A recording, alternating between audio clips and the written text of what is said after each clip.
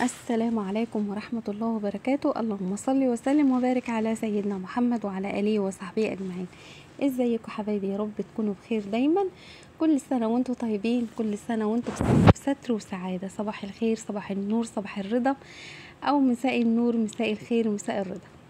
يا ريت اللي اول مرة يشوف القناة بتاعتنا يدخل يعمل اشتراك كده ويكون من ضمن اسرتنا الجميلة، واللي موجود عندنا يعلق كده بالصلاة على المصطفى الحبيب، بيصلي كده على المصطفى الحبيب. كل حاجة في ايدك ربنا يبارك فيها وتزيد كمان وتبقى فيها البركة. تمام. ومتنسوش حبايب قلبي اللايك. تمام. معانا دلوقتي هنعمل صينية بطاطس بالكوسة، بس هنعملها بطريقة حلوة. تمام. للبنات اللي هم لسه داخلين المطبخ، طبعا احنا الستات كلنا شاطرين وبنتعلم من بعض. معانا كده طماطم، حوالي كيلو طماطم او كيلو الا ربع طماطم، ما تكتريش يعني. ضربتها في الخلاط وشلت العنقوف الاخضر اللي بيبقى موجود فوق ده، بيبقى مكانه ممكن يكون مكانه حاجه مش كويسه، فتشيليه حلوه وانت بتعمليه في الخلاط. تمام. حطيت البهارات بتاعتي في الطماطم بقى. ادي بقى الطريقه المختلفه بتاعتي. حطيت حطيت فلفل، ومعلقه فلفل صغيره، معلقه كزبره صغيره، نص معلقه كمون، نص معلقه شطه، وبهارات فراخ عشان الاكله بتاعتنا دي هنعملها بالفراخ. وضربناهم كويس جدا في الخلاط، ومعاهم طبعا معلقتين من الملح، وخدي بالك جدا جدا من الملح. ماشي يا بنوتي حبيبتي؟ تمام. هنجيب بصلتين حلوين محترمين كده، هنخرطهم خرط مربعه كده، مكعبات. حابه تعملها جوليان او طرنشات مفيش مشكله.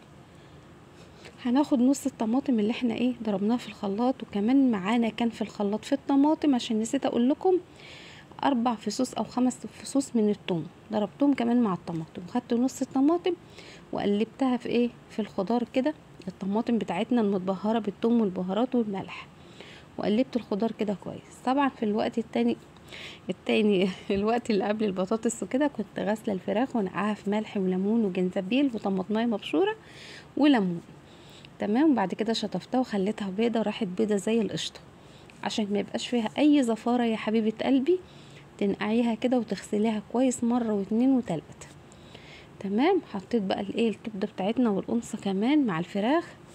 هجيب نص بقى الطماطم اللي انا كنت عصراها، اللي متبهره بالثوم والبهارات والملح، وهنزلها كده على الصينيه، وههز الصينيه بتاعتي جامد كده، عشان كل الطماطم بتاعتنا تبقى من فوق ومن تحت زي بعض. بعد كده رشه صغيره من الزيت، حوالي معلقتين زيت بس كده، هنحطها على البوتاجاز من فوق ونسيبها لغايه ما تستوي. بعد كده هننزلها في الفرن تحت الشوايه، تاخد لون. بس بعد ما تستوي هنغطيها. عندك ورق فويل يكون احسن، نغطيها بورق الفويل.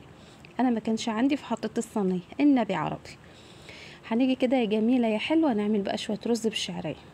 هتجيبي كوبايه شعريه كبيره كده، ومحمراها في شويه زيت او حتتين او معلقتين سمنه، وهتقومي حاطه الملح بتاعك. انا حاطه معلقه كبيره. خدي بالك برضو من الملح جدا، الحاجه العادبه بتتداوى، انما الملحه ما بتتدواش. تمام. هنقلب كده كويس الشعريه بتاعتنا، ونخليها لونها ذهبي، مش فاتح، ذهبي غامق شويه يعني.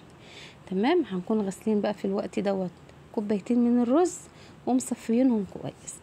هنقلبهم مع الشعريه. ليه بقى هنقلبهم كده تقليبه حلوه مع الشعريه؟ عشان السمنه او الزيت الرز ياخد منه، فتكون الرزايه كده مفلفله وحلوه، مش لازقه الرزايه لازقه في التاني.